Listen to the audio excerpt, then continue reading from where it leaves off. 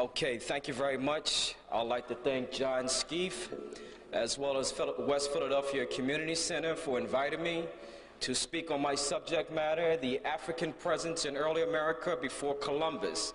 Not only the African presence in early America, but the profound scientific and technological aspect that the Africans left on America's first civilization called Olmec. I'd like to say, first of all, why am I here? Why am I doing this subject compared to other subjects that, and of course there are many subjects we can talk about when we're dealing with the African genius. As you may have seen in October of last year in 1991, PBS aired a 7-hour miniseries on Christopher Columbus and the Age of Discovery. It dealt with the adventures of Marco Polo, Columbus and his maritime voyages, the Chinese and their maritime skills, the Arabs and their trade routes, the adventures of Columbus and Vespucci, etc., etc. However, when it came time to deal with the African factor, they strictly dealt with the Africans as slaves replacing the Native Americans. Now, personally, I felt that that was rather rude. It was offensive. And then again, in Newsweek magazine in fall issue of 1991, the fall winter issue, once again, they had When Worlds Collide, how Columbus' voyage transformed both East and West. And they showed the Native American civilization before and after European contact. However, once again, the African was shown as nothing more but slaves, front cover, replacing the Native Americans. Now, the sad part is that most scholars want to deal with the African factor strictly during the slave period. This is a big celebration that's taking place this year. It has tremendous backing from the United States, Spain, Italy, etc. You cannot stop this celebration. It's a year-long celebration from now up until October of 1993. So it has tremendous backing. The problem I had was that, yes, the Holocaust of enslavement by Europeans was in effect at that particular time. However, all of Africa was not colonized. The slave period basically started on the outskirts of West Africa. But during that same period in West Africa, right in this area here, Senegal, Gambia, Mali, Timbuktu, you had thriving civilizations going on. You had the University of Sankore at Timbuktu. You had the University of Sankore. Not only did you have the University of Sankore, but Africa was still in a period of intellectual enlightenment. This university was not destroyed until 1591. The Holocaust of enslavement was almost 100 years old, and the Africans in the Western Sudan at the University of Sankore at Timbuktu were still going through a period of intellectual enlightenment. In 1492, when the Moors, in partnership with the Arabs, were expelled from Spain, many of those same Arab professors and scholars went into the university, into West Africa, into the University of Sankore, and tried to apply for teaching positions that they wasn't even qualified for. Nevertheless, the African professors were endowed with great chairs, chairman of this department, chairman of that department. You had African professors who were solicited to teach in Northern Africa, at Fez, at Cordova. These African professors were teaching 10 subjects, 10 different subjects, and teaching them well. The greatest scholar of that day, Ahmed Baba, he is one professor that had as many as 1,600 books.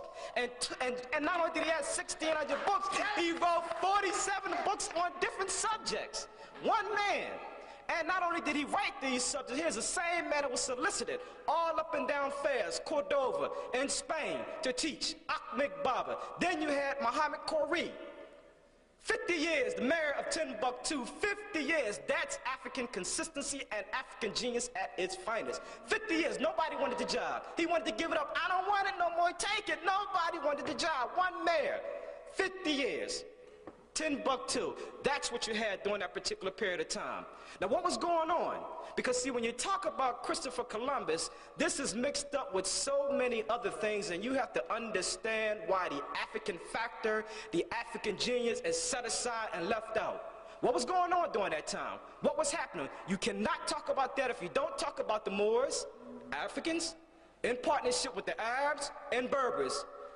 Let's go back. 1492, let's go back about 200 years. What was going on in Europe? What was going on in Africa? You have to tie this in with what's going on in the history of the world at that particular time. In Africa, you had the most prestigious university, the University of Timbuktu, University of Sankore at Timbuktu. What was going on in Spain? The Moors were still in power. Who were the Moors? The word Moor comes from the Greek word moros, which means dark or black. These Moors who were Africans were in partnership with the Arabs and Berbers. At that time, you had the University of Salamanca, built around 1200 AD, the most prestigious university and one of the oldest universities in Europe, solely controlled by Moors in partnership with the Berbers. Who are the Moors? What do they look like? I don't have to go into too much detail because most of you have seen The Golden Age of the Moors by Ivan van Sertima, and he done an excellent job. And for the first time since J.A. Rogers, we had a body of predominantly African and African-American scholars who took old information as well as new information and combined this information and did a hell of a job on that book. You must get that book. But since I'm here, let me just give you an idea of what I'm talking about before I get into that subject. What do some of those Moors look like? This is what they look like. Black-skinned, woolly-haired Africans in Spain, in Italy, all throughout Europe, in southern France, in Germany. What else do we have? Crowns on their head, heraldry. Many Europeans during that time was tracing their ancestry by way of the Moors. What else do we have? Very, very important here because you don't see it that much. You had the Moors who introduced the game of chess into Europe. Not only did you have them introduce it, it came by way of India by an Indian philosopher who called it Katawanga. What is that? It symbolized four-legged limbs of two opposing teams, the infantry, the chivalry, the elephants, and the chariots. What else did you have? It was these same Moors. At that time, Europeans called this a form of gambling. They were against it. But it was the same Moors. This is taken from the chess book of Alfonso the Wise around the 12th century AD. You have black-skinned, woolly-haired Africans, commonly called Moors at that time, playing the game of chess, and you can see through their elaborate garments that these were expensive garments. Right. It was said in Tony Brown's journal that the Moors took on as many as 8 people simultaneously blindfolded and defeated them. Right. 8 people, and that's African genius at its finest. Amen. It was these same Moors in partnership with the Arabs and Berbers that introduced 17 universities to Europe. The crankshaft, the windmill, the pension gear, the first postal system, the common bath, soap, all introduced by way of the Moors. At that time, the Catholic Church felt that once you were baptized, you did not have to take a bath anymore. So as a result, this is how the plague took place. Because at that time, Europeans were not washing up, and sadly, it wasn't the masses, it was the elite, the ecclesiastical. They were the ones who said once you were baptized, you did not have to wash up anymore. And that plague was worse than AIDS. It killed 50% of the population at that time. Even after the Moors had introduced the common bath, many Europeans decided to give it up. Some scholars argue it happened because the prostitution was expensive, but we do know they gave it up. In the book called Dirt, D-I-R-T, by Terence McLaughlin, English historian, he claims that not only did they give it up, even he even has a passage in there where the Moors wrote about the filthy smell and how many Europeans at that time would pawn their jewelry and what have you to the Catholic Church. And what happened was, and this is documented, all documented, I got the details, and there's no need of me sitting up here saying something if I can't back it up. This is not lip service. These same Moors, after they introduced these things into Europe, these advances into Europe, many of them just said, look, we don't want to deal with it. They called the Moors infidels at that particular time. 17 universities. What else did they do? They introduced ammonia, camphor, alcohol, sesame seeds, ginger, pistachios, nuts, raisins, all of these things we take for granted. Even apothecary, that is storehouses for medicine, commencement exercises. You did not have caps and gowns and graduations till you had the Moors. These are Africans by way in partnership with the Berbers and Arabs who introduced this. Europe did not have their first hospital until the 14th century. Very, very important. This is why when you deal with that subject, they always talk about the Arabs in partnership with the Jews, but never want to deal with the African factor. One man, Zarib, commonly called the Blackbird, he is one man who changed the whole eating style of Spain. He introduced what is called new haircut styles, introduced new fashions. At that time, Europeans only had 2 fashions. He introduced 4 different fashions for summer, winter, and fall. He introduced the Spanish meatball, asparagus, etc., etc.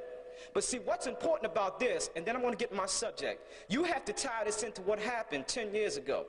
1983 will mark the 10th anniversary of something that we forgot about.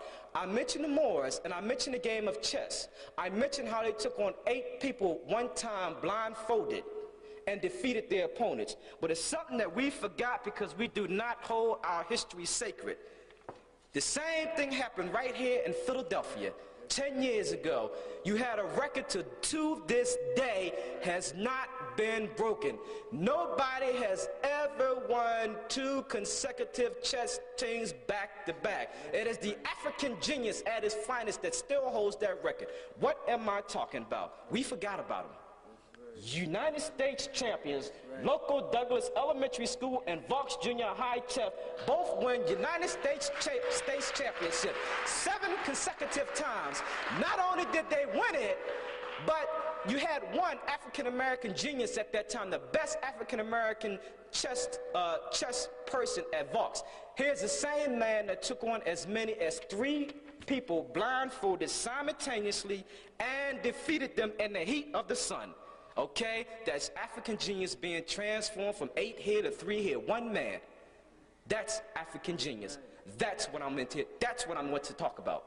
Now, how does Columbus fit into this? Where does Columbus come in at? What was happening? We got to go to the facts.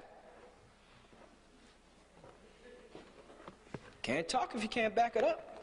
Got to go to the facts. January 1492. What happened January 2nd? The Moors, in partnership with the Arabs, were expelled from Spain. What happened? How does Columbus comes into this? Christopher Columbus, who was also known as Christopher Colon. Colon means dove, and Christopher means Christ. Dove of Christ, a.k.a. known as Christopher Columbus. It was Christopher Columbus, and where's my sources? The Diaries, Voyages, and Journals of Columbus by John Boyd Thatcher. It is 2,114 pages. The footnotes by itself is another book within itself. You can get lost just in the footnotes. Now go back and read They Came Before Columbus by Dr. Ivan Van Sertima. Read all of chapter 1. He based that whole chapter off of that book by John Boyd Thatcher. But it is Columbus who says that he witnessed the expulsion of these Moors. Not only did he witness this, but he wrote about it. Who was the last king of Granada? If you've seen Dr. Van Sertima's book, it was called The African General Boabdil, also known as Abu, who surrenders to Queen Isabella and Ferdinand. He's an African general, and you know Dr. Van Sertima is very little he says if he can't back it up. That's the last general of Granada. Christopher Columbus seen when this man was expelled from Spain. Not only did he see it and bear witness to it, he wrote about it.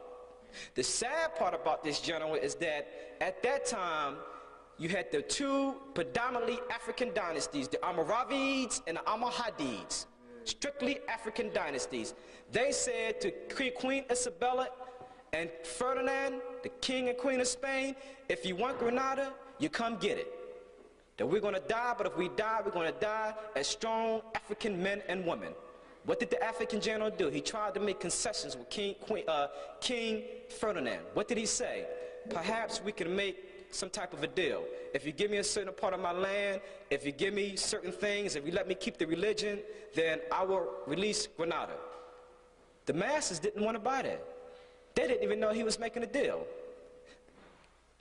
King Ferdinand seen the dispute between the masses, Africans, and their leader, Boabdil. What did he say? Look, I'm not waiting for them to decide what they're going to do. Let's go after them. They fought. The sad part is that the Africans eventually were defeated. Now, I don't know what they defeated, but then they said that this general, he wept. He was sad. He didn't like what was going on. It hurted him. And if you understand and you see the architect of Grenada, you see that grandeur, that magnificent structure, you will see why he was hurt. Unbelievable when you seen what that looked like. It was built right around the time of that Almoravid and Almohades dynasty. But his mother, Aisha, said to him, and she was right, you weep like a woman for what you could not defend as a man. And this same African general died in another war helping another African kinsman. But yet and still, he felt, a nonviolent person, that, you know, it's better if I can make some type of deal with the king and queen of Spain. Now, January 2nd, 1492, Columbus sees this, he witnessed this, and I'd like to read to you what he said. I'm reading from page 286. You have to hear this, word for word. This is Columbus. I'm quoting strictly from Columbus. It's in Spanish and it's in English. He sat there and he bear witness to this. And the sad part, the reason why this is sad, because Columbus also said, in my intercourse and conversations, I have been with learned persons, ecclesiastical as well as secular. I learned from Indians and Moors. I studied history and philosophy. I sat at the foot of the Moors. So he's telling you that he learned from the Moors, but yet and still, he witnessed their expulsion. And I'm going to read to you what he says. Page 435, page 435, chapter 1. This is what he said. Listen to this. January 2nd, 4th, this is Columbus. He sees this. Because most Christians are very exalted and very excellent and very powerful princes, king and queen of the Spains and of the islands of the sea, our Lord, in the present year of 1492, after your highness has made an end to the war of the Moors who are reigning in Europe, and having finished the war in the very great city of Grenada, where in this present year, on the 2nd day of the month of January, I saw the royal banners of your highness placed by force of arms on the towers of Alhambra to the gates of the city. Let me start over. I saw the royal banners of your highness placed by force of arms on the towers of Alhambra, which is the fortress of the said city, and I saw the Moorish king come out to the gates of the city and kiss the royal hands of your highness and of the prince, Lord, and then in that same month, because of this information which I have given your highness about the lands of India. So he witnessed the expulsion of the Moors, and this same man said he sat and learned extensively from the Moors and turned the other cheek. So what happens now? 1492, Columbus, he begins to do what? He seeks money, funds, to travel and make his voyage of contact to the New World. Finally, the Moors are expelled. The king and queen decides to give him finance to what he needs, among other people who gave him finance. Now he's on his way. I'm not the first one who mentioned Africans in America before Columbus on his second voyage. And what is called Haiti, back then called Hispaniola, it was Christopher Columbus who went there on his second voyage, and it was the Indians, the Native Americans, who told him that black people were coming from the south and southwest in large boats trading gold-tipped metal spears. Now at that time, he wasn't sure if they were Africans. He felt that maybe they could have been Native Americans or Indians with dark skin. However, it was the Spanish metallurgists who took those gold-tipped metal spears back to Spain, had them analyzed, and found that they had the same copper, not similar, the same identical alloy of copper, gold, and silver ratio that was being alloyed and produced on the west coast of Guinea. Furthermore, the Native Americans was using the same word for gold-tipped metal spears, guanin, guane, cane, and it has the linguistic similarity as that of the west coast of Guinea. Not only that, but you have three major currents. Three currents. You have the Senegambia Current. You have the Cape Verde Current. You have the South Equatorial Current, and actually 4. You have the Canary Islands. These are 4 major currents right off the coast of Africa. If you get caught in these currents, whether you're a bone, a stick, a nail, whatever, if the fish don't eat you first, you will automatically come to America.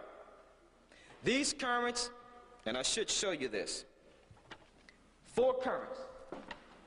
Here's Africa. Canary Islands, Cape Verde, Senegambia, all right here, natural currents that will automatically bring you into South America.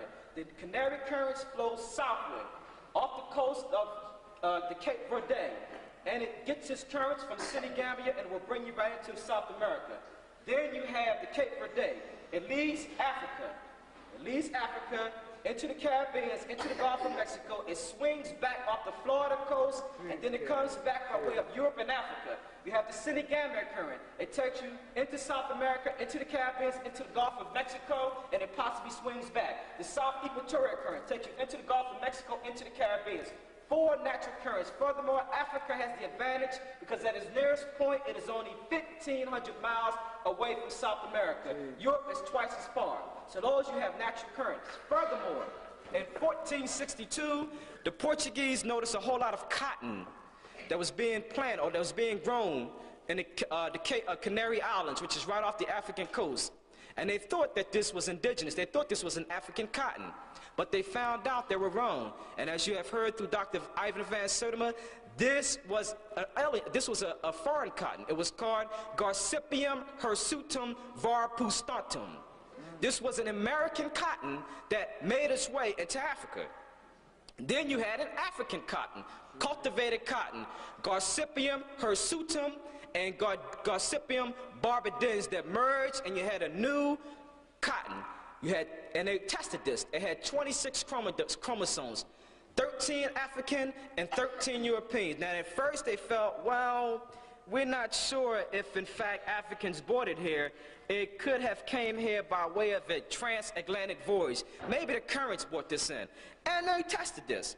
Found out, didn't happen. They tested it, and what did they look for? 3 things. Buoyancy. What is buoyancy? The tendency or capacity for cotton seeds to remain afloat. Viability. Are they capable of living? Are they capable of developing under favorable conditions? Okay? They found out that when they tried these and tested these in salt water, the cotton sank. Did not have the potency to travel to the New World. So then they said, well, we know what happened. Birds brought them over. But they found out birds don't eat cotton balls or seed for lunch or dinner, and that birds were regurgitated. Now, we have the documents. Here it is. Volume 100, The American Naturalist, number 912, The Potentiality for Long-Range Oceanic Disposal of Cotton Seeds by Professor S.G. Stevens, Department of Genetics, North Carolina State University. This is not lip service. Saltwater tolerance of seed or Garcipium. And here's all the experiments that took place. The American Naturalist, the cotton seeds, long-distance dispersal of seeds by retention in digestive tracts of birds. They found out on the first paragraph, the suggestion that seeds may be transported via the digestive tract by migrating birds has been rejected.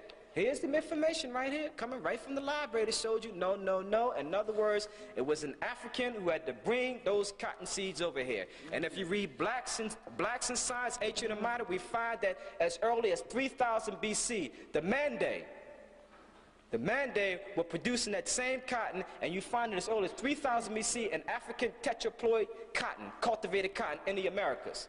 Furthermore, on his second voyage on March the 9th, 1493, Columbus got caught in a storm. Lisbon, Portugal. What happens? He goes to the court in Lisbon, Portugal. He meets the king, Don Juan. He goes and he says that he talks about all this new land that he discovered and his adventures. Now you got to understand what's happening here. The Portuguese said, wait a minute, now they're disappointed because remember, Columbus did go to the Portuguese first, and they said that he was a dreamer. They didn't want to deal with him. So now, you know, Columbus did have a little beef with them because they didn't support his voyage. But yet and still, he brought 6 Native Americans with him. So the king of Portugal says, well, look, he gave them some beads, and he had them motion in sign language and asked them to tell them about these different land masses or these different islands in South America. And the first Native American, he did that. He went on, he made these different types of designs. He put another one in. This Native American did the same thing. He took the seeds and signaled in sign language and motion and showed all the Lucayas and other islands all in South America. And the king of Portugal, Don Juan, he put his fist in his hand and he balled it up and said, "What a fool am I? How did I let this get out of my hand? All of this cultivated area." And you got to understand why this king of Portugal was disappointed. Look at Portugal. This is Portugal. Look at Brazil. All this land he could have had. This is all Brazil. It is the largest, almost as big as the United States. Look at it, and look at little tiny Portugal. Now, at that time, the Caribbean and Brazil was a big thing. Yeah. See, it wasn't no little thing. That's a big thing then. That's right, bro. So what did he do? He says, "Look, Columbus, you're not a king. You're not an admiral at the ocean sea at this time. Isabella and Ferdinand can kill you if they want. I want you to go back. I want you to tell them that that's not landmass, that's nothing but water. I want you to draw a line from pole to pole, from north to south, 370 leagues west to the Cape Verde. And I want you to go back and tell them that it's only a landmass." Columbus did that. He went back, he told them, "This is a landmass, this is water. You don't have to worry about anything. The Portuguese didn't discover anything. This is only water." In other words, they paid him off to go back and tell the king and queen of this. And he went back and told them this. And to their knowledge, no Europeans at that time ever went to Brazil. Right. No Europeans had ever been to South America, so they believe him. But what happens? The information got back to the king and queen of Spain anyway. How did it get back? Someone by the name of Jaime Ferreira took that information back. Who is Jaime Ferreira? Jaime Ferreira was a distinguished geographer as well as a dealer in precious metals and jewels. He lived among the Africans. He sat at the foot of the Africans. And the king and queen of Spain, Isabella and Ferdinand, wrote to him and told him, "Listen, I want you to come here. I have a problem with this line of demarcation. Please do a critical analysis of this. I want to find out all you know about this." Now, when the king and queen summon you, when they ask for your assistance, that's considered a great honor. He goes and he does a critical analysis of it. And he says to them, and I have to read this to you. This is a quote from Jaime Ferreira. What does he say? Page 365. He says, "I write my opinion in this matter, and I say within the equinoctial regions that there are great and precious things such as fine stones, gold, spices, and drugs." He's talking about South America now. "And I can say these things in regard to this matter because my contentions, conversations I have learned, and because I am, and because of those places, it always pleased me to seek, learn. In other words, it always pleased me to seek to learn from those who come from yonder, from what clime or promise that they bring and said things. This is important. And the most I could learn from many Hindus and Ethiopians is the greater part of valuable things come from a very hot region where the inhabitants are black or tawny. And therefore, according to my judgment, when your lordship finds such a people," he's talking about Columbus, "when your lordship finds such a people, an abundance of said things which will not be lacking, although of this matter your lordship, Columbus, knows more when sleeping than I do waking. And everything by means of divine aid, your lordship will give such good accounting that by it God will be served, by the sovereigns our Lord will be satisfied. From your respectful servant, Jaime Ferreira, August 5th, 1495. All right? So now they found out that Columbus betrayed him. Queen Isabella's mad. She have a right to be. She financed his voyage. So what happens? She goes. King Ferdinand, he writes a letter. Letters were coming in every month. He says, "I want you to get in contact with me. If you cannot make it back to Spain, I want you to tell me every single thing you know about that landmass, that secret landmass." At this time, Columbus was in Cuba, and he said, "I'm too ill to come back." Eventually, they did caught up with him. And according to Van Sertima, they brought him back and stripped him buck naked, and it was said that the only reason that they didn't kill him was because of his personal relationship that he had with Queen Isabella, which I will not dwell on. I'm only quoting. So what happens? He sends Columbus back with six ships. The third voyage, he said, I want you to find this landmass, build churches, find that secret land route. Columbus goes. He goes to the Canary Islands. Right here. He stays there a couple days. He searches for black animals because he found that the Africans and the Native Americans were sacrificing animals. He did not find none. He goes to and takes the Senegambia current. All right? He takes this on into Trinidad, one day away from South America. When he gets to Trinidad, he calls it Trinidad. Why does he call it Trinidad? Because he sees 3 hills or 3 rocks that reminds him of the Trinity. Very religious man. Yuck, yuck. What happens? The next day, he lands in South America, right here. Do you know Columbus refused to get off the ships? His ships landed in South America, but he never stepped foot on Native American soil. He said he had arthritis. This is St. Christopher, the one you would be celebrating. Never stepped foot on there. And it was by way of the African intelligence who told, and you heard the quote from James Ferreira, that he knew about this secret landmass to the south, Brazil and South America, and he brought that information back to the King and Queen of Spain. So it was the intelligence of the Africans, who he called black and tawny, that made it possible for Columbus to take that secret landmass. All right? That secret landmass, and this is how he landed in South America and Brazil by way of the African intelligence. So you have many documents. You have the oceanographic currents. You have the seeds, Gossypium hirsutum varpustantum, Gossypium hirsutum, these are seeds now. Gossypium hirsutum and Gossypium hirsutum varpustantum. Okay? Gossypium barbadens. You have the oral tradition, what the Native Americans told Columbus. You have what the Portuguese documented. This is documentation from them. So you have all of this information that deals with Columbus by way of the African intelligence. Very seldom mentioned. You don't read about it because that book is very difficult to find. Everything I quoted comes from the Letters and Voyages of Columbus by John Boyd Thatcher. It is written in Spanish, Portuguese, Italian. It's very difficult. You get lost in a footnote. He said some interesting things. It was the Moors who he learned from and had conversations with. He witnessed the expulsion of that last African general, King Bo Abdul, and then he turned the other cheek and didn't help the Africans. Now I want to lead this subject because I want to go to my main point. That was around the 13th century. You had other voyages that took place around the same area, 14th century rather, but you had the Mandingo.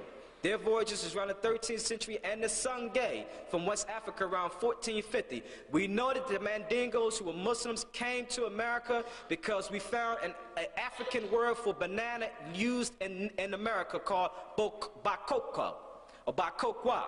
Now the banana is not indigenous, meaning it's not native to Africa. It is native to Asia. However, the Native Americans are not using an Asian word. They are using an African word, linguistically speaking, bacoqua. So we know that the Mandingos were over here. I want to mention that as well as the Sungay, because I'm going to show these in the slides. I want to move on to America's, how the Africans influenced America's first civilization called Olmec. This is very important. Now, please remember, it is not just Central America or South America. At that time, Mexico included parts of California, Colorado, and Texas. So it was America, point blank.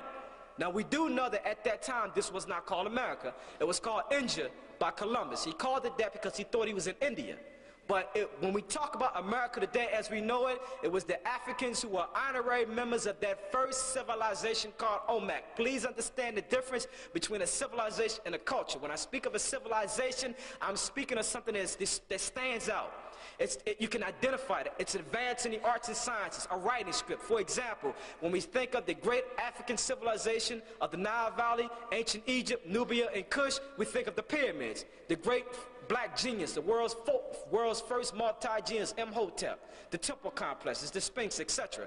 In cultures, there were many cultures in America, but it was the Olmec culture, the Olmec civilization, mind you, who had either a direct or indirect profound influence on all later civilizations: Maya, Inca, Peru, Guatemala, Palenque, Honduras, etc. And the Africans were part of that first civilization. That's what this next lecture is going to be on. I will now show you the slides.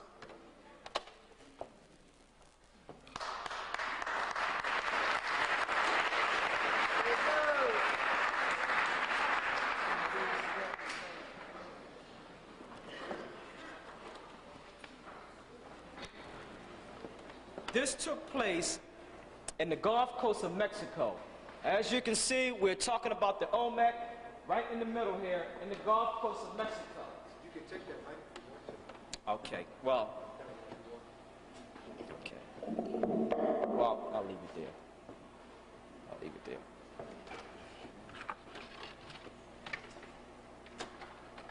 Now, there are three major areas that we're going to look at. The Olmec civilization that began around 1500 in San Lorenzo and 1200 BC in La Venta, which was the heartland of the Olmec civilization, a heart ceremonial complex. It was a ceremonial religious center in La Venta. These are three major areas: Tres Zapates, San Lorenzo, and La Venta. The three major areas where you find 16 African colossal stoneheads. Do not short-term your history. These are not just Africans. These were priests, kings, and a ruling class, the elite class of America's first civilization called Olmec. When did this begin? This began around 1858. Mexican peasants found an enormous stone head. It was taller than a man, and it was said to weigh 10 tons. Now, during that time, most of your Mexican archaeologists, Jose Melgar, Alfredo Cervero, as well as others, were astonished. They were puzzled, and they were just surprised, and they wrote about, and they said that for the first time, we found an African presence in America, and they spoke of these as Ethiopian braids, and as Ethiopians. They described them. They wrote about it. It was published in the Mexican bulletins, but very little was said about it afterwards. At that particular time, we understand not a lot was known about this first civilization. So then you had the first scientific excavation that took place between the Smithsonian Institute, the National Geographic, and the University of California. This was a joint excavation that took place. They went back in 1938-40 to Tres Zapates. They visited that, they found 4 other heads, then they went to La Venta. To their surprise, they found 4 other colossal heads. What is important about this head here? This is from Tres Zapates. This is Tres Zapates number 2. This is in the order that they were found in, numerically speaking. However, when you look at the back of this head, this is what you see.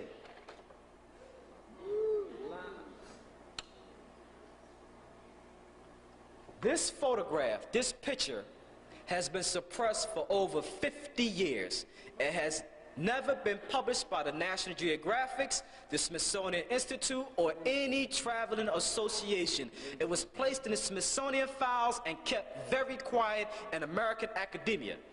It wasn't until several years ago that an African-American photographer, Wayne Chandler, discovered this in the Smithsonian files. Never, ever been published. It wasn't until 1985 that Dr. Ivan Van Sertima, and I quote, was able to publish this. It wasn't until 1985 that this was published in Nile Valley Civilization, as well as African presence in early America before Columbus. Never been published by any European academia at all. And you must understand why. Look at those braids. No European or Native Americans have that type of hair. Look at the thickness of those braids. Look at the details in them. Look at the African beads. Strictly Ethiopian, i.e. African braids. Could be dreadlocks. That's the front of that head. That's the back of it. Here's another close-up of it. Look at it. Unbelievable. I searched and searched and searched, and I stayed on Wayne Chandler's case, and the brother finally got the photograph to me, and I was happy. I was happy, because this is what you need. You will not see this in other books. This is the front of that now. This is the color photograph of it. Notice, as you can see, the features has been somewhat deteriorating because a lot of these are out in the weather. These are priests, kings, mind you. All right? Notice the braids, those same braids you see there. You can barely see them now. That's why that black and white picture was very, very important. Look at the braids now. They're practically deteriorating. Now, in my view, I would love to see some athletes as well as some entertainers get together a fund and preserve these hairs. This represents us in America's first civilization. I would love to see them do that. Because the Mexicans are very poor.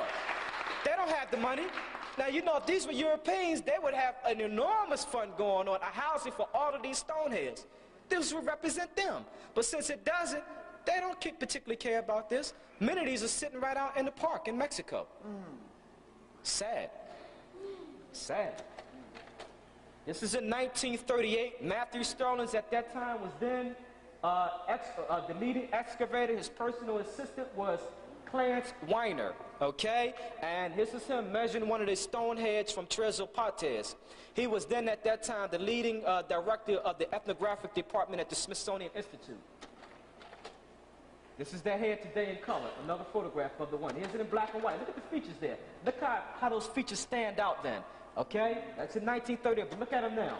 Still there, but they kind of deteriorated. You can't see them as much. Very important. Now you see the importance of those black and white photographs. This is Matthew Sterling's, and then you see one priest king from Leventon. This is said to be 11 feet tall. 11 feet. This is from Tres Pates. Now, I had some students, incidentally, I'm doing 15 speaking engagements on the African presence in America and their profound scientific and technological impact that they left on America's first civilization. I'm all the way up the Internal Revenue Service, 11,601 Roosevelt Boulevard. So you know, if I sound a little hoarse, it's because I got a long way to go. Many more speeches. I had some students, or rather some teachers. I was at Strawberry Mansion this morning, Simon Gratz yesterday, and on Comcast Cable Monday. Some teachers said, well, I'm not sure if that's African because of the slanted eyes. It could be an Asiatic type. Now, I like to say that if that's not African, look at those slanted eyes, then that's not African.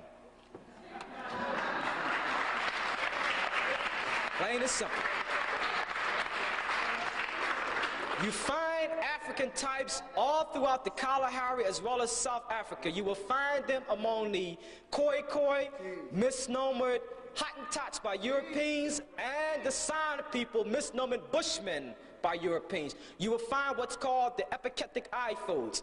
Why do Asiatics have them? They have them because in Asia you have a lot of sand, you have a lot of wind. It helps them to keep the sand out their eyes. You find unmixed Africans with those same slanted eyes. Right here in West Philadelphia you had years ago Clarence Tillman. You remember him. Look at those slanted eyes on him.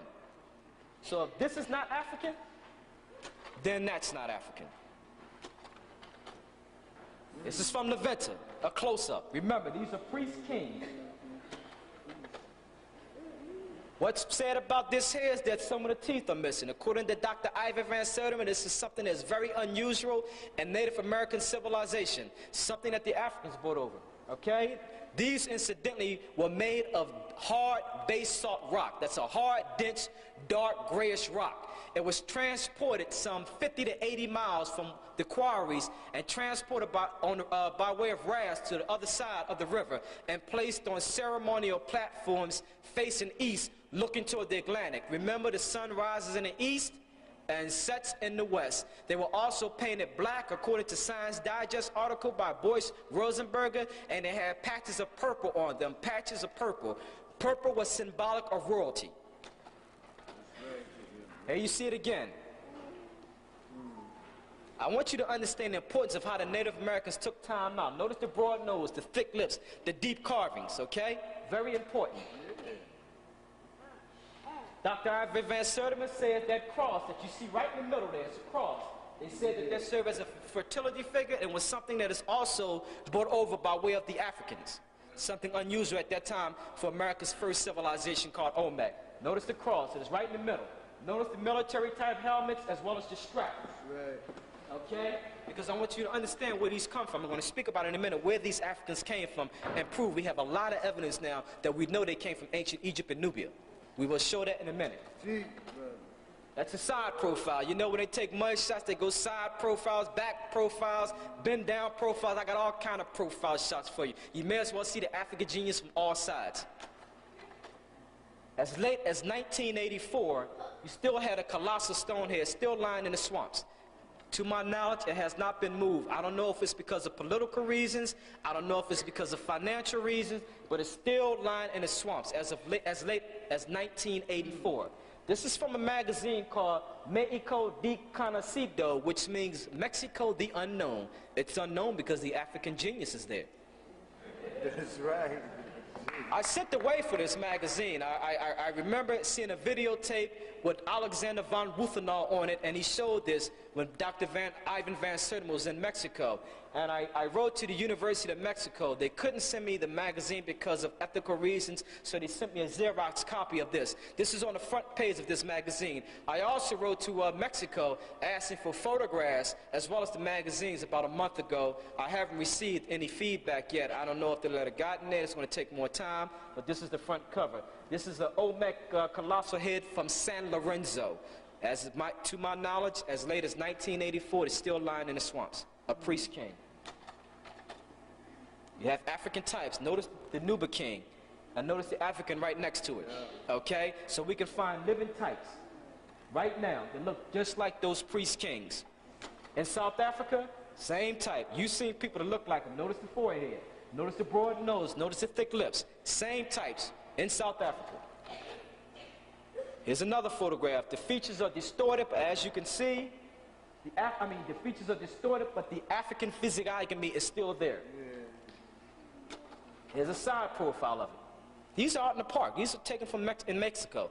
These are sitting right in the park, in the park in Mexico.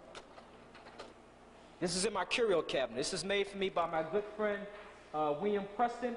Many of you know him because he reprinted the book, Ancient and Modern Britain by David McRitchie, The Glory of the Black Race by AJAMU, as well as other things. And he had a sculpture make this about 6 years ago. It is sitting in my curio cabinet. It's from San Lorenzo. It's about 4 inches, 4 or 6 inches tall. I can't remember. But I thought he did a very good job, or the sculptor that did it did a very good job. These are priest kings. You know, it's nice because my son and daughter, I like when they go around saying Olmec. And I said, what kind of Olmec? African Olmec. Love it. Here's another head. This is from San Lorenzo. This is said to be San Lorenzo number 2. Notice the details. 8 to 10 feet tall, 8 to 11 feet tall, anywhere between 30 and 40 tons. Now remember, according to the United States customary system, a ton is said to equal what? Round figures, 2,000 pounds. This is one of my favorite. Look at that. Look at the details. It's almost like the Native Americans made the Africans talk to you. It's almost like many of these were just done yesterday. I like to say that it's almost like the Africans, through their genetic blueprint, had a preconceived notion that somewhere, sometime in the 21st century or 20th century, somebody going to say that we were never here. I'm here. I introduced myself to the Native Americans. We're going to get down to developing the arts and sciences. We're going to build the first pyramids of its kind, just like you see in Egypt, the step pyramid as well as the true pyramid. You do not find them until you find the arrival of the Africans. And it's like the Africans said, but before we get down to scientific business, please do me one favor so that other nations cannot say that my existence was not here. Take my picture. Not only did they take their picture, they carved their picture in basalt, 30 to 40 ton solid basalt rock. I'm not talking about the bedrock that you find on the Flintstones. How did they get there? This is from the African presence in early America, and they came before Columbus. What was happening? At that time, from 1000 BC to 948, the Africans, that is, ancient Egypt, whose proper name is Kemet, Nubia, whose proper name is Nahesi, and Kush, in partnership, they were at war with the Asians. What was happening? The Africans needed new trade routes. The trade routes were cut off. Let's go to the map. Got to deal with the map. The Mediterranean, as well as the Red Sea, was cut off. Same thing that the Americans did, or the United States did when they went into Iraq or Iran. They cut off their trade routes. The Asians or the Syrians did the same thing, the Mediterranean as well as the Red Sea. They cut it off. So the Africans still had to trade their goods, so they needed new trade routes. So 50% of their fleet were mercenary with the Phoenicians. The Egyptians or the Africans left a profound influence on Egyptian, on Phoenician fleets, their ships. The Egyptian ships was the effect, the Greek ships profoundly influenced the Greek ships, Phoenicians, Romans, etc. They needed new trade routes. So in partnership with the Phoenicians, they came east of the Mediterranean. They got caught up, as we are told, in those currents. We talked about those natural currents that you see. These are worldwide currents. This is from what I understand, the United States Oceanographic Survey. These are worldwide currents and winds. Here's Africa. Cape Verde, Canary Islands. These are natural currents that will automatically take you into South America. We are told that they got caught up in these currents, and that's how they got involved in America's first civilization called Olmec. That's how they were caught up in that first, how they were caught up and how they landed in America. Natural currents, Cape Verde, Canary Islands, Senegambia, and the South Equatorial Current. And you see the winds take you right into South America. Remember, at that time, it was America, not just Mexico or Central or South America. Don't let nobody short-term you. Very important. Here's archaeologists working on some of the heads. Notice the fine details in the carvings. This is one of my favorites. Look how that light hit that African priest king. It's almost like he's talking to you. As I said earlier, it's almost like the Native Americans carved these yesterday. Rock Portoroid, as Aisha Hilliard called it. Rock Portoroid. But look at it. Look at the fine details in the nose, the thick lips. Now what's happened is that you had one of the leading archaeologists of Mesoamerica, Michael Coe from Yale University, can't deal with the African factor, cannot deal with the African genius, cannot deal with the African features. So he says that the reason that they were broad nose, thick lips, and the reason why they look so, in his words, negroid, is because the Native Americans did not have sharp enough tools to make the lips thin and nose much pointier. When you can't deal with the African factor or the African genius, you make up all kind of excuses. Sheer narrow-mindedness, stupidity, and arrogance, plain and simple.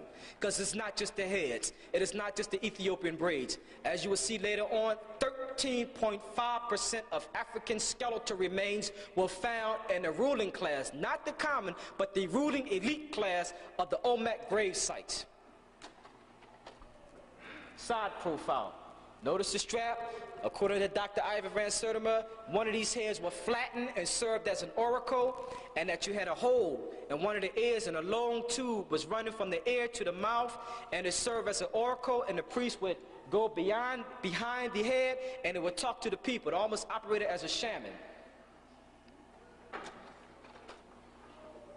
This is nicknamed Joe Louis, the famous boxer, because it said it resembles Joe Louis. Notice the lips, the thick lips, the broad nose. That's what it's nicknamed. We do have a name for this head. This is called El Rey. El Rey in the Olmec language means the king. Remember, go back to your history. Re is the Greek form of the ancient Egyptian Ra. See the linguistic similarities? Let me repeat that. Re, the Greek form of the Egyptian Ra, the name they gave to the sun, as a source of creation, not as a god that they worship, a source of creation, the energy of the creation.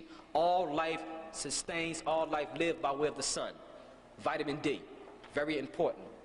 How do we get the date 948 BC? For the first time in science, they introduced what was called radiocarbon data. And what happened was they was able to touch some wood platform. They were able to touch the wood that was stuck beneath some of the heads, right below the heads. You can't carbon date wood. You cannot carbon date wood, but they were able to test the wood that was stuck beneath the head. You can only carbon date dead things that once lived, like reptiles, human beings, amphibians, etc. And they came up with a date of 814 plus or minus 134 BC, which was rounded off to 948 to 680 BC, that we had the arrival of the African presence as well as the African genius in early America.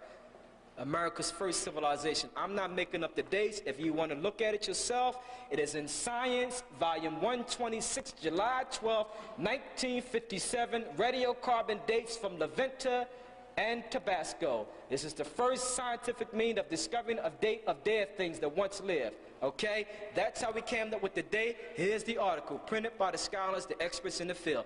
I'm only here researching, giving the information back to you. 948 BC. African genius, African factor in America's first civilization. This is very important. Very, very important. Now, I want you to understand here This is from Newsweek magazine. Why they couldn't deal with the African genius. You have to see this. A little small caption. Let me focus this. I want this nice and clear. It's a little small caption. Question. Did Nubians from East Africa sail on Phoenician fleets to the Western Hemisphere in 1492, or rather before 1492? Answer. Sculpture dated 800 BC, found in Mexico, has African features. It is good but not conclusive evidence. Let me read that again. Newsweek magazine. When you can't deal with the African factor, you make things up. The Nubians from East Africa sailed on Phoenician fleets to the Western Hemisphere in 1492, or rather before 1492. Answer. Sculptures dated 800 BC, found in Mexico, has African features. It is good but not conclusive evidence. This is all they print and they leave you hanging. They never mention the Ethiopian braids. They never mention the skeletal remains. They never mention the hundreds of terracotta, baked clay figurines that was found, okay, that has the coloration, the hair texture of African people. None of that was never ever mentioned. They never mentioned the rituals, the symbolic imagery, none of that. They just put this caption in here and then leave you hanging. But you have to understand why they did it. Go back to Newsweek. Fall winter issue, 1991. They already identified you as slaves replacing the Native Americans. They redefined you already. They set you up in October. Remember the article? Was Cleopatra black? That's the article it came out of. Then fall winter issue of 1991, front cover. Africans are slaves. Can't deal with the African factor, and you have to understand why. You were honorary members of that first civilization. To me, it seemed like this brother did not want to get his photograph done. Did not want any carvings done. He looked like he was just in a bad mood. Yeah. Look at him. He just looked like he just did not feel like being bothered that day. And they said, well, look, we're going to carve you anywhere, but we're going to carve you the way you look at that particular time. And it seemed like that's what they did. But he seemed like he just wasn't in a good mood. Even on envelopes. University Press of Colorado was sent to me an invitation to the tour of the ancient cities of Mesoamerica. Of all other pictures, what's on the front cover? An African priest king. On envelopes. So you see that the African is ubiquitous. He's in the diaspora. He's exuberant. He's everywhere. When you see it from an African-centered perspective. If you don't see it from an African-centered perspective or an African frame of reference, you get lost. You get lost. You get confused. You got to take all that information, and I've been doing this for the last 5 years. That's how I was able to put these slides together. Take all that information and show the African throughout the diaspora. He's ubiquitous. He is everywhere. You know, Roy Ayers came out with a song a couple years ago. Roy Ayers, ubiquitous, everywhere. African genius, even on an envelope. Sent to me by the University Press of Colorado. This is an artist's conception of how possibly the Native Americans transported these 30 to 50 ton massive colossal heads from 80 miles away from the quarries to the other side of the river by way of raft. This is an artist's conception. This comes from Time Life Books. I like that because it gives you an idea of how they may have done it. Remember, they were transported 80 miles away, 60 to 80 miles away, and then placed on ceremonial platforms on the other side of the river. The material for that, the rock, the carved, this came from the Tuxtla Mountains of Mexico, and this was carved from a single block of basalt rock, almost like a geometric shape. They had to cut a single block and then transport that. Now, if you look on the next page, it says, and it just goes to show you from a Eurocentric perspective how they just can't deal with the African factor. The next page of that says, the reason that it's squared, the broad nose and thick lips, and this is a quote, is because the Native Americans did not want to damage the colossal head when it was being transported to the ceremonial platforms. In other words, that once it was placed on the ceremonial platforms, the Native Americans was going to change the features. Sad. This is what they said. You can't, I mean, the features are so identifiable, so then you got to make up all kind of excuses. And this is what they said. Now, they're taking this, in other words, they're speaking for the Native Americans, that this is what they did. And then they put in parentheses to get themselves out of trouble, presumably. See, the English language, the power of words. Amos Wilson told you about that. Remember, in the beginning was the word. The power of words. The reason why it looks so African is because they didn't want to damage the sculpture when it was being transported. Sheer arrogance, narrow-mindedness, plain and simple. We talked about the African skeletal remains. In the dry areas, in the coastal regions, Cicero de las Misas, Monte Alban, and Talatico. You found a conservative estimate of 13.5% of African skeletal remains in the ruling class of the Olmec elite civilization.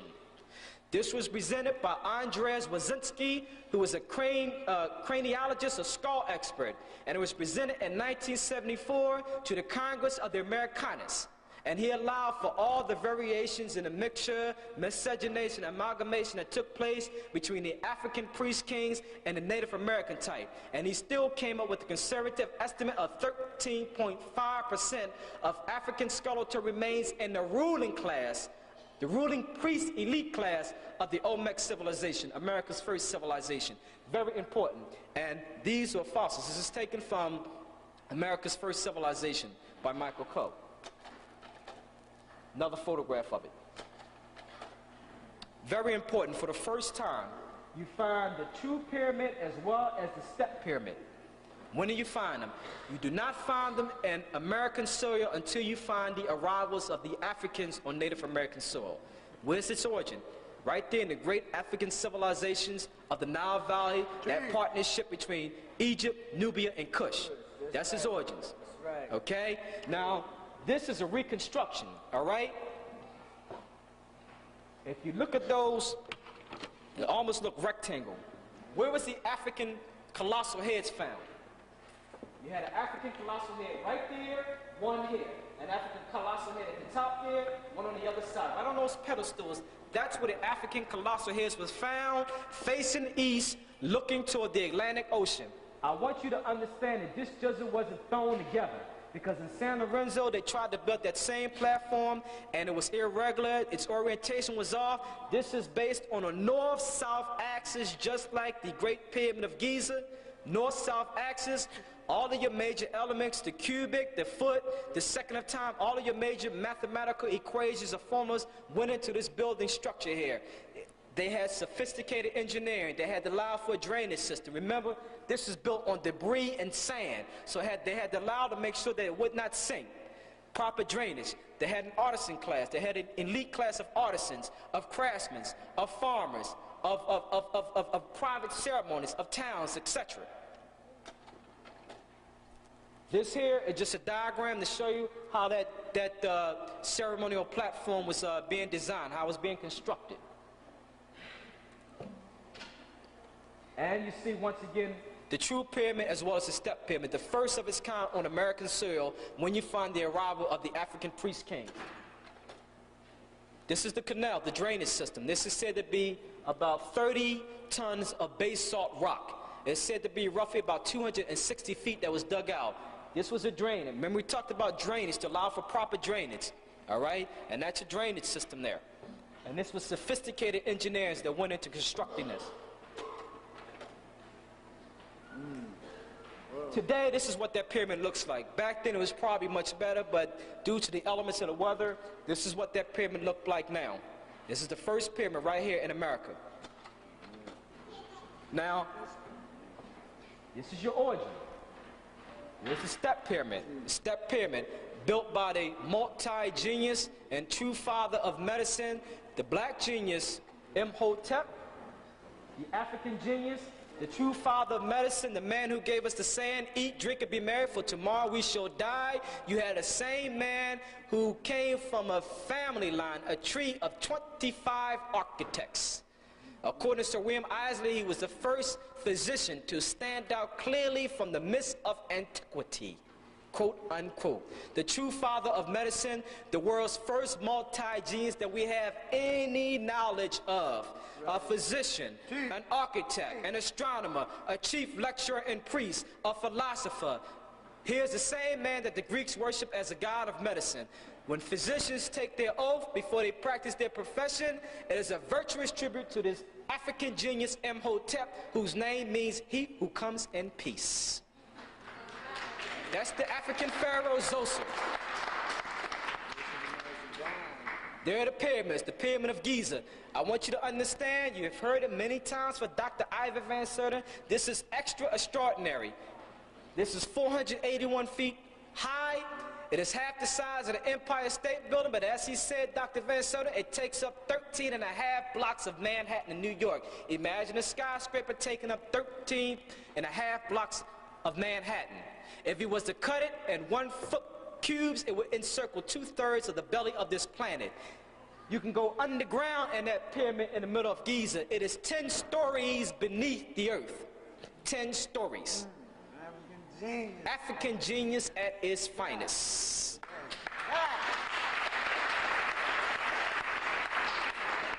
You remember, because it was on MTV a while back, we applaud the Japanese for their great technology and their sophisticated VCRs, cameras, etc. They went over there, they tried to build the pyramids, couldn't do it. They came with the Hollywood version, as you heard, the hee-haw, came with their hydraulic hammers and jackhammers and pavement breakers, couldn't do it, could not do it. And they said the more problems and the more problems that they ran into in trying to construct that great pyramid, the more respect they regained for the ancient Egyptians. This is what they said. You will see them on the video, they look puzzled, just standing there pouring down with sweat. The stones cracked, they sank in the mud, and they just sat there. And you can see them with the Hollywood hee-haw. Finally, the Egyptian government said, look, pack your stuff and go home. You're making fools of yourself. Couldn't do it. Couldn't do it. Could not do it. That's a landscape of it. And who was it built for? The African genius Khufu. Now I'm showing you the origins of why these are the first pyramids, and then you begin to have that same influence in America. This is very important. I want to break this down, especially for the children. Very important. This is from Archaeology magazine. I'm going to break this down. This is very important. It is said to be the greatest ruler in history. It says it is they are the foundation of all modern measurements. They were used to build the ancient Egyptian pyramids, Sphinx, and the Valley of the Kings. They made this ruler in honor of the African statesman Amenhotep, who lived around 1300 BC, which corresponds to the 18th dynasty of the ancient Egyptians. And you can look through the whole line of the 18th dynasty, the Amos, the Thutmoses, the Amenhoteps, etc., and you will see nothing but African pharaohs ruling throughout that 18th dynasty, that great African 18th dynasty. What's important here is that they are saying that the foundation of all lineal measurement, all modern measurements that we use today, the arc, the cubic, the foot, the second of time, all has its foundation, its origins, its genius with the African. This is what they said. It's a ruler in honor of Amenhotep, a black statesman. According to Dr. Ben, he was a pharaoh. I'm not sure because my research did not show whether he was a pharaoh or not. We do know that he was a statesman. The royal cubic, there it is. I wrote to granite corporations in California requesting the ruler. It was about $800. I did not have the money at that time. I will be the first to tell you the harvest is not plentiful and the labors are very, very few. However, my letter went beyond customer service and the ordering department. It went straight to the president of the company. He wrote me back saying, well, look, we don't have installment plans, but we will give you 3 months if you like the ruler. I couldn't get it because my financial status wasn't there, but yet and still he sent me a picture of it. Pictures are worth 1,000 words. There's the picture, the royal cubic. And I want you to understand, those same cubic, the royal cubic, the arc, the second of time, these are ancient mathematical measurements or equations that went into all modern building structures today. In the ancient time, remember, in order to perceive that astronomical mathematical precision, you had to have precise astronomical data. This just did not happen overnight. You had to look up at that sky. You had to study what was called geodesy or geodetic. What is geodesy? Geo means what? Earth. Geodesy is a science that deals with the shape, size, and circumference of the earth. It deals with locating certain geographical spots on this earth. The only way that America and Europe are able to do it today is because of laser beams and satellite and radio communication. Back then, you had to have precise astronomical data. You had to study that sun and its relationship to the earth, the circumference of the earth, as well as mapping out those stars. Astronomical knowledge, and they are telling you that the origins of all that modern measurement that happened by way of studying those stars have its genius, have its origin with the African. That's African position at its finest. I'm not saying it. Granite Corporation is saying it. So when you quote, you make sure you say Granite Corporation, makers of fine precision granite. They should know they're in the business. They deal with mathematical equations every single day. They are the ones saying it. The World Cubic, in honor of Amenhotep, although they tell you that its origins goes all the way back to the time of the pyramid builders, built by great African engineers. There it is, African genius at its finest. This is Taharqa. Okay, you read about him in the building. Taharqa. We do know that as early as 1000 BC, we have the African presence in Europe, in Spain, because the Taharqa name is written in Cartouches, in Spain, in a Libyan script that Dr. Barry Fell found. You will find most of that information in the Journal of African Civilization. So we do know that Africans preceded even the Moors as early as 1000 BC in Spain. Here's Taharqa. Notice the size of them. You read about him in the Bible, but notice the size of this compared to that man. Now I put that there because I want to show you this. Notice the military type helmet, notice the double crown. You do not have the double crown until you find the arrival of the Africans in America. You find the same double crown on many of those Olmec colossal heads. When you take the African pharaoh who was king of Kush in Upper Egypt and you place him in the middle of those African Olmec priest kings, this is what you get. Look at what you get. There it is. Okay? Rituals, not just the heads, not just the Ethiopian braids, rituals. This is called the open of the mouth ceremony. Remember, the Africans never believed in death. It was an afterlife, a spiritual rebirth. So what is happening here? You have a snake-like instrument. He's tapping the deceased. He wants to bring him back to life. He wants to transform him. He wants him to breathe that new breath of life. Those of you who have asthma or emphysema, you know you're grasping for that breath. You need that breath. It is what? A sign of relief. It is new life. In the Catholic Church, you have what? The body and blood of Christ. Once you take that symbolically, you utter the words, amen, that new breath. And a baby's firstborn, you smack him on his behind, he does what? He cries. He's uttered that new breath. You know, in most African Americans' funerals now, it is not called funerals, it's called what? A homegoing service. Transformation to the crossroads to another form of life spiritually. What's important about this? The open of the mouth. Where do you find it at? In the Americas. Same thing. Right here. This is found in a cave around east of Acapulco. A black bearded man, notice the snake-like instrument in his hand. Right here, same rituals brought over by the Africans. From the papyrus. Same thing, notice the leopard skin he has, notice the African, the priest, notice the ritual. Notice the snake-like instrument, same thing. And when you superimpose this with the one in America, this is what you have. Same thing. So there's even rituals that the Africans brought up, new customs, new ideas, an explosion of new scientific information. Pyramids, the step pyramid. This is later now. The Olmec civilization dies down. It's in its decline. Around 150 BC, you have another civilization that takes place on the east coast of Mexico called Tajín. Within the Tajín, it was said to be a race called the Totonacs. Many of these Totonacs were said to be Africans, all right? What is important about this city is this is 7,000 feet above sea level. It is the third largest pyramid in the world, the largest in the Western Hemisphere, the Pyramid of the Sun, Teotihuacan. The base of that pyramid has the same basic mathematical elements as the Great Pyramid of Giza. What's important about this is that according to two archaeologists, Jimenez Marino and Jacques Sosto, he claims that some of the people who are responsible, some of them who are responsible for building that Pyramid of the Sun look like this. I'm sorry, this is the grid plan. This is the grid plan. What's important about this grid plan is that that Pyramid of the Sun was laid out on ruler straight, on a grid, similar to the grid of Washington, D.C. when it was laid out. This was sophisticated engineering skills. This is what some of the people look like. These were called Totonac. Notice Mr. T or the punk rockers cannot claim the hairstyle. There it is. They were called Totonac.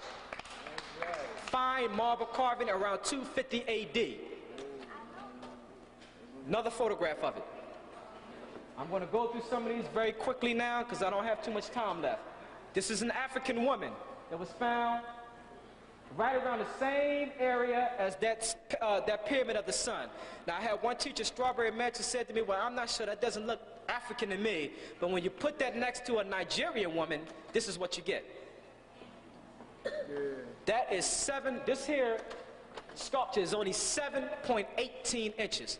That's what I'm talking about baked terracotta clay figurines. There you go. 4.7 inches. Notice the dreadlocks. Found in the same area as that pyramid of the sun, Teotihuacan. This is a script, the Olmec script. This script deals with this deals with mathematical as well as astronomy. It was said to influence the Maya script. This is Moorish chites that we're talking about in America. Notice the turban. This is a fine carving at bottom for Peru, 900 AD. That's the time when you had the Africans and Arabs in partnership, the period of the Moors, okay? This is from Peru. Notice the crown. Notice the fullness of the lips. Notice the smoothness of the face, 900 AD. Africans commonly called Moors then in partnership with the Arabs. This is the Mandingo. These were West Africans also. These are the Mandingos from West Africa, and they were also in America around the 13th to the 14th century AD. We found the word, as we said earlier, bakoko or bakokwa, the word for banana that was used by the Native Americans. This is the Empire of Mali, and this is Abu Bakr II during that particular time, an artist's conception. That Empire of Mali was larger than the Roman Empire. Ships. In the 13th century, ships called Mtempe weigh as much as 70 tons. It was said that you had the Swahilis, which is an East African Bantu Islamic civilization who were Muslims. They transshipped an elephant to the court of China. An elephant. You don't find an elephant on Santa Maria, the Nina, or the Pinta. An elephant. These ships may weigh as much as 70 tons. The jaguar. This is one of the symbols of the Olmec that dominated their consciousness. The oldest ship in the world belongs to the African. This is said to be the ship of Khufu. It is over 1,124 pieces. Over 1,124 pieces. It took archaeologists 14 years to put this back together. It was like a jigsaw puzzle. And when they opened it up and found that the aroma, the perfume was still fresh in the wood. That's African preservation at its finest. This is what it looks like today in the Cairo Museum. Other ships. You talk about the Vikings, nobody mentions Thorhall. Thorhall was said to be strong like a giant. He was described as black, and he was said to be very foul-mouthed. He was said to be the best friend of Eric the Red. Yes, we do have Africans who was with the Vikings when they made their voyages from Denmark into Greenland. Africans were with them. We have names, and we had definite, hardcore scientific proof. Thorhall, Thorfinn, Gutleaf, Gorm, Douglas, as you know it today. In the ancient Gaelic language, it wasn't Douglas, it was Douglas, which means black stranger. Yes, there were black Danish Vikings or Africans who were with the Vikings. They chose Thorhall. Leif Erikson, it was said that he was the best friend of Leif Erikson. They chose him because it was said that he was already familiar with the trade routes of east of North America, and that he was chosen because he visited America before the Vikings, and this is why he was chosen to go on there with their voyages. Now at that time, they said he was very foul-mouthed. You must understand why. At that time, he was around a bunch of Europeans. Who knows? Maybe they thought they knew everything. Maybe he figured, wait a minute, I'm here, you chose me. Let me do the talking. I don't know. But they say he just cussed you out. But nothing that Eric the Red could do with him. They said he edged him to his worst. This was found right here in America. This is said to be a Danish Viking. That doesn't look European to me. It's an ivory, but notice the coloring of it. Notice the eyes, notice that nose. To me, that looks like an African, in my view.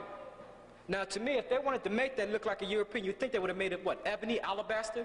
Notice the dark coloring that they put on that. The nose is peeling, as you can see, but look at the color. Look at the eyes. I think that's an African. It may be Thorhall. I don't know. To me, it looks like an African. This was found right here in America. I'm ending with two more slides. This is very important. At one time, scholars believed that the ancient Americans or the Native Americans had no ancient past whatsoever. They said that their information or their history is very recent. We can't find any ancient bones or any artifacts to show that Native Americans had an ancient past. It was, again, the African genius, a black man, as you can see there, who found bones. In 1900, he was born to slave parents. He was very interested, he was a naturalist, and he was also interested in rock fossils. And he discovered bones. He gave this to another man by the name of Carl Swinheim. He took this information and presented it to one of the, I think, the Smithsonian Institute. And as you can see there, it says America's first patent, a chance discovery by a black cowboy early in this century led to proof of Ice Age man in the Americas. Okay? So in other words, once again, it was the African genius who led the scientific discovery of ancient Native Americans' history. African genius again. It was a black man who led that explosion of new ideas and information to seek out. I'm ending with my last slide. As I said before, the Africans were the mother culture of Mesoamerican. This is from a book, and of all pictures, what did they put on there? The African priest king El Rey, which means the king. Front cover of a book. Olmec, mother culture of Mesoamerica. It influenced all later cultures, Maya, Inca, Peru, Guatemala. See yourself as world historical people. Bring back self-confidence and historical memory. Get away from historical amnesia. You were part of America's first civilization as honorary members. Now you see why they can't deal with the African factors. Thank you very much.